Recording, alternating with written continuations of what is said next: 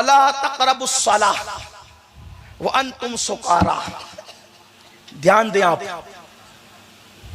नमाज के करीब भी मत जाओ जब तुम नशे की हालत में रहो। और आगे कहा गया उस वक्त तक जब तक के जो कह रहे हो समझने न लगो। जो कह रहे हो, तवज्जो मेरी बात पे ध्यान देना, जो कह रहे हो जब तक समझने न लगो उस वक्त तक नमाज के करीब नहीं आना। खुसूसियत के साथ ये बात नशे के लिए बयान की गई, और नशे से मुराद हम लेते हैं शराब का नशा। इसका पस मंजर यही है कि जब तुम नशे की हालत में रहो तो नमाज के करीब नहीं आना। लेकिन सूफिया बहुत ऊंची बात करते हैं, अगर बंदा शराब के नशे में है तो कहा जा रहा है कि करीब मत आना नमाज के। कब तक? जब तक जो बोल रहा है तो वो समझने न लगे। तो उस शराब के नशे वालों को सिर्फ थोड़ी रोका गया है, जिनको पैसे का नशा है उनको भी रोका गया, जिनको दुकान का नशा है उनको भी रोका गया, जिनको औलाद का नशा है उनको भी रोका गया, जिनको कारोबार का नशा है उनको भी रोका गया। हर नशे वाले को रोक दिया गया नमाज के करीब ना आना। कब तक?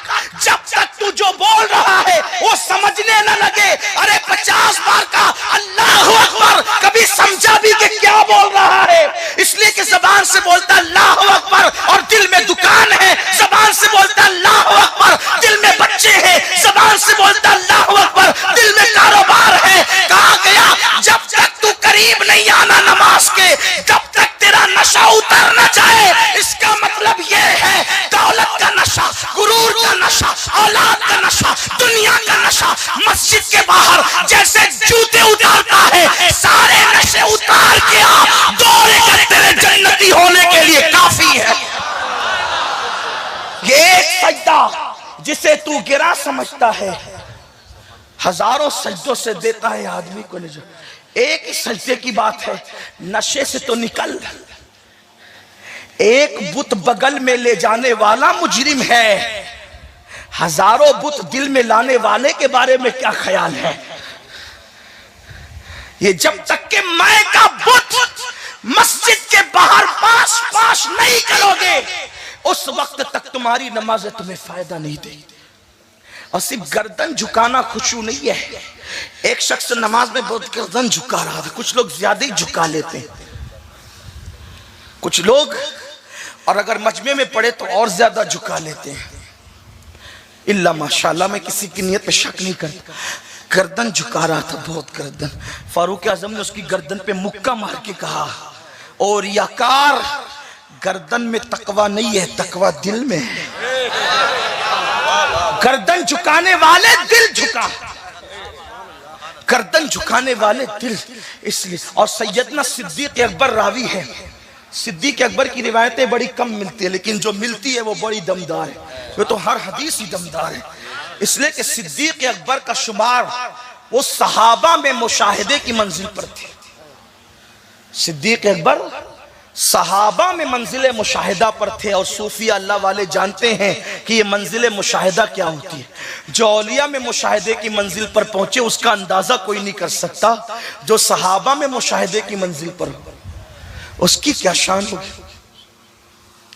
मेरा उन्वान सैयदना सिद्दीक अकबर नहीं है, लेकिन अगर होता तो मैं आपको बताता कि अबू बकर सिद्दीक का मर्तबा मुशाहिदा तो यह है कि वो आज भी मुशाहिदे में है। सिद्दीक अकबर तो आज भी मुशाहिदे में है। तो अर्ज कर रहा था, सिद्दीक अकबर रज़ी अल्लाह ताला फरमाते हैं, इरशाद फरमाते हैं कि मुनाफिकीन के खुशू से बचो। मुनाफिकीन के खुशू से बचो। पूछा गया कि मुनाफिकों का खुशू क्या है, नहीं मुनाफिकीन का खुशू क्या है। तो सिद्दीक अकबर फरमाते हैं मुनाफिकीन का खुशू ये है कि जिस्म पर तो खुशू तारी है नमाज में, लेकिन अंदर दिल में खुशू नहीं है। ये मुनाफिकीन का खुशू है।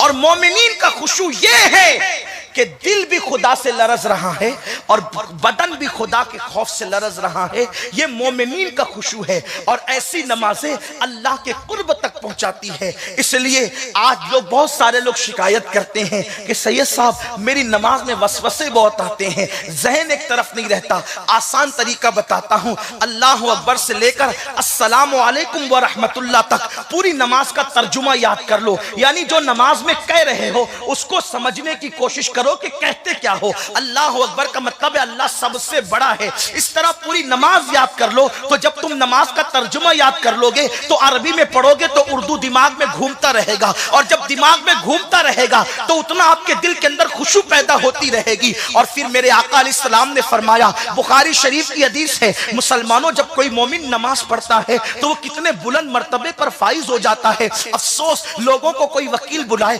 डॉक्टर बुलाए, इंजीनियर बुलाए, वजीर बुलाए, अमीर बुलाए तो लोग कहते फुला ने बुलाया, फुला ने बुलाया, फुला ने बुलाया, अपने पास बिठाया, मुझसे बातें की। बुखारी शरीफ की हदीस है, अल्लाह के रसूल सल्लल्लाहु अलैहि वसल्लम फरमाते हैं, जब तुम नमाज में रहते हो तो काबे और तुम्हारे दरमियान तुम्हारा खुदा रहता है। हुजूर फरमाते हैं काबे और तुम्हारे दरमियान वो अल्लाह जो जहद से पाक है, वो अल्लाह जो समत से पाक है, वो अल्लाह जो आने जाने से पाक है, वो अल्लाह जो ज़मान और मकान से पाक है। मेरे नबी ने फरमाया जैसा कि उसकी शान है तुम्हारे और काबे के दरमियान तुम्हारा अल्लाह होता है। इसलिए जो है जब तुम नमाज में खड़े हो तो आसमान की तरफ नजरें मत उठाया करो, नमाज में खड़े हो इधर उधर नजरें मत उठाया करो। अरे क्या ख्याल है, मैं तकरीर कर रहा हूँ, एक तालिब इल्म हूँ, आपका खातिम हूँ, आपकी जुतियां सीधी करने वाला हूँ। बोलो मैं तकरीर कर रहा हूँ, सारे लोग मेरी तरफ देख रहे हैं, कोई इधर उधर अल्हम्दुलिल्लाह नहीं देख रहा है। लेकिन मुझे हैरत है कि रब हमारे सामने हो और हम इधर देखे उधर देखे। बोलो ये रब की बेअदबी है कि नहीं है? अल्लाह रब्बुल इज्जत आमने सामने और जिहद से पाक है। लेकिन अल्लाह के रसूल ने फरमाया जब तुम नमाज में होते हो तो तुम्हारा खुदा तुम्हारे सामने होता है, काबे और तुम्हारे दरमियान तुम्हारा खुदा होता है। इसलिए सामने मत थूका करो, ऊपर नीचे आगे पीछे मत देखा करो, सजदे की जगह पर अदब से नजरें रखा करो। आका फरमाते जो नमाज में ऊपर देखे अल्लाह उसकी नजरें उचक ले, अल्लाह उसकी नजरें छीन ले। जो नमाज में इधर उधर देखता है नमाज की बरकतों से महरूम कर दिया जाता है। इसलिए नमाज में सजदेगाह पर नजर हो और कम से कम ये तसव्वुर हो कि अल्लाह हमें देख रहा है। कम से कम, ये कम से कम की बात है, कम से कम अल्लाह देख रहा है। और ज्यादा से ज्यादा वो तो आरिफीन जानते, सालिहीन जानते हैं, लेकिन इससे बड़ी मंजिल है अंता अब्दुल्लाह कअन्नका तरा फ़इन लम तकुन तरा फ़इन्नहु यराक। ऐसे इबादत कर गोया तू खुदा को देख रहा है। गोया, तवज्जे, ये हुजूर का फरमान है, हदीस सही है, हदीस जिब्रील बुखारी शरीफ में है। क्या? गोया तू खुदा को देख रहा है। इसका मतलब यह है कि नमाज में खुदा दिखता है तभी तो गोया तू देख रहा है। दुनिया में आंखों, सर की आंखों से तो कोई उसको नहीं देख सकता, लेकिन कुदरत ने दिल की आंखें ऐसी दी है कि जिसमें खुदा नजर आता है। इसीलिए तो कहा ना कि कान नका तरा, हालांकि कान नका की कैद है, बल्कि सूफिया तो फरमाते हैं जब इससे ऊपर की मंजिल मिलती है तो कान नका की कैद हट जाती है और यार का जलवा बेनकाब होता है। राबिया बसरी कहती है अल्लाह अकबर कहने के बाद सना उस वक्त तक पड़ती नहीं जब तक यार अल्लाह अकबर को कबूल नहीं कर लेता। सजदा करके उस वक्त तक सजदे से सर उठाती नहीं जब तक के सुभान रब्बियल आला कह के रब्बे आला का जलवा नहीं देख लेती। एक औरत का ये हौसला है, एक औरत का ये हौसला है। हम कहां हैं? लेकिन बात इतनी है कि जब तक नशे में हो ना आदमी तो बीवी सामने हो तो भी नहीं पहचानता, बच्चा सामने हो तो भी नहीं पहचानता। ध्यान देने मेरी बात पर, कोई मुश्किल तो नहीं कर रहा हूं, आसान ही कर रहा हूं। नशे में हो सामने जो नहीं पहचानता, नशा उतरे तो पहचाने। पता चला यार को पहचानने के लिए नशे से बाहर निकलना जरूरी है। अरे जिसे शराब और कुत्ता गोली का नशा हो उसको यार नजर नहीं आता, तो जिसको दुनिया का नशा हो उसको यार कैसे नजर आ सकता है? अगर उसका मुशाहिदा करना है तो अना के नशे से निकलना होगा, उसका मुशाहिदा करना है तो तकब्बुर के नशे से निकलना होगा, उसका मुशाहिदा करना है तो दुनिया के नशे से निकलना होगा, अगर उसका मुशाहिदा करना है तो दुनिया के गुनाहों के नशे से निकलना होगा। लोग नशे में डूबे हुए, शराबी के नशे को तो सब बुरा समझते हैं, अपने गुनाहों के नशे को हम कब बुरा समझेंगे? जरा कोई उससे भी तो बाहर निकले, जरा कोई उससे भी तो बाहर निकले और फिर यार की मोहब्बत के नशे की तरफ आए, तब पता चलेगा कि तेरी पैदाइश का मकसद क्या है।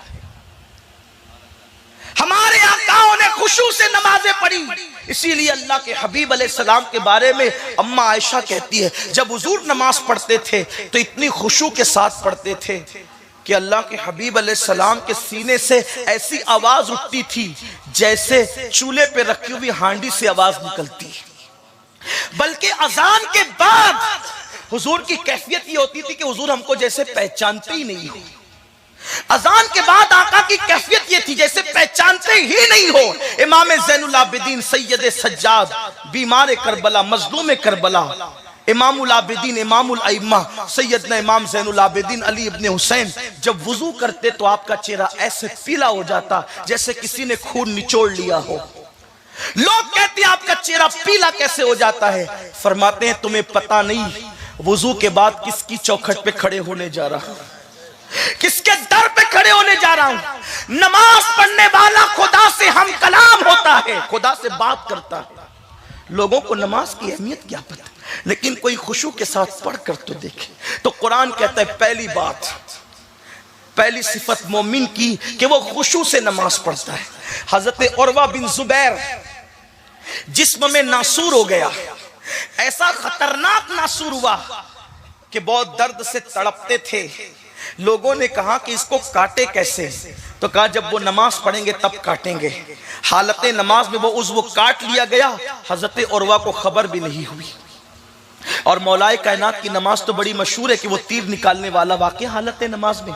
सैयदना दाऊद ताई नमाज में है, आग लग गई है घर में, पूरा मोहल्ला चिल्ला रहा है निकलो निकलो निकलो, और वो नमाज में है। आग बुझ गई, नमाज पूरी की, सलाम फेरा का, ये भीड़ काहे की है? हजरत दाऊद ताई इमाम आजम के शागिर्द हैं, अपने वक्त के बहुत बड़े सूफी वली बुजुर्ग हैं। फरमाते ये भीड़ काहे की है, ये धुआं काहे का है? कहा हजरत आपके घर में आग लग गई थी, घर जल रहा था, हम आपको बचाने के लिए आवाज दे रहे थे और आपकी मोहब्बत में ये भीड़ जमा हुई। फरमाया अल्लाह की इज्जत की कसम, मैं तो यार की बारगाह में खड़ा था, मुझे खबर ही ना हुई। ये नमाजें थी और यही नमाजें इंसान को मर्तबे तक ले जाती है।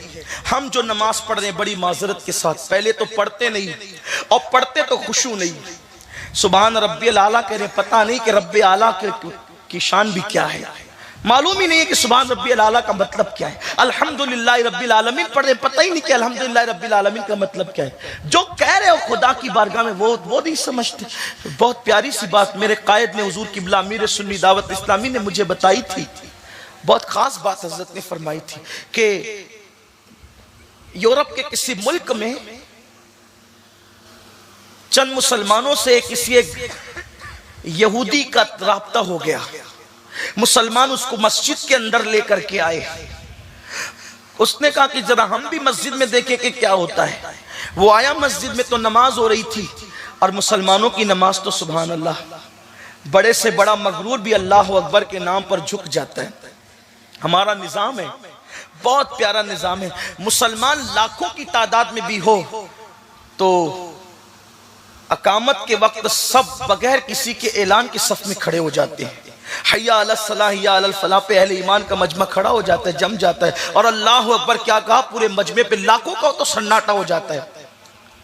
अगर इस मजमे को आप अपनी माथे की आंखों से देखना चाहते हैं तो मैं कुछ किताबों की बात नहीं करता, आपको दावत देता हूँ। 10-11 नवंबर को बंबई में आ जाइए, 10-11 को मुंबई में आइए। लाखों का मजमा होता है, स्टेज से आखिरी बंदा नजर नहीं आता, वहां से स्टेज नजर नहीं आता, लेकिन एक बंदा क्या अल्लाह अकबर कह देता है, लाखों के मजमे पे सन्नाटा छारी हो जाता है। आप इसका मुशाहिदा करने के लिए आइए। बोलो आएंगे कि नहीं, कितने लोग आएंगे जरा बताएं तो सही। इससे फायदा भी होगा, मुशाहिदा भी होगा उस मजमे का, और अल्लाह वालों के दीदार भी होंगे इंशाअल्लाह। तो नमाज का निजाम देखकर वो यहूदी बड़ा मुतासिर हुआ। इमाम ने क़िरात की, कुरान पढ़ा, अल्लाह अकबर का, समी अल्लाहु लिमन हमीदा का, सबका। जब नमाज से फारिग हुआ तो उसने पूछा कि ये इमाम साहब क्या कह रहे थे, क्या पढ़ रहे थे? उन्होंने कहा हमको नहीं पता, शायद हमारे इमाम को पता हो कि वो क्या पढ़ रहे थे। शायद बेचारे इमाम साहब भी मेरी ही तरह कुछ रहे थे। जब उनके पास पहुंचे तो आप क्या पढ़े थे? कहा मुझे भी नहीं पता। तो उस यहूदी ने बड़ी हसरत के साथ कहा कि मुझे हैरत है, जो कौम अपने अल्लाह को कहती है उसको पता नहीं कि वो कहती क्या है। नमाज में अल्लाह से जो कहते हैं उनको खुद को पता नहीं कि वो कहते क्या है। ये कौम मुस्लिम का हाल है, ये कौम मुस्लिम का हाल है। अगर किसी गाने के अंदर किसी अजनबी जबान के अल्फाज इस्तेमाल हो गए हैं तो उसकी डीप में जाकर माना मालूम करते हैं, लेकिन कभी मालूम भी किया कि हम नमाज में अल्लाह से कहते क्या है? और अगर मालूम कर लोगे तो जो चीज मालूम होती है और जब वो कही जाती है तो फिर उसकी लज्जत भी पता चलती है। तो पहली सिफत मोमिनों की ये है कि वो मोमिनीन कामयाब हैं। कौन मोमिनीन? जो खुशू व खुजू के साथ नमाज पढ़ते हैं।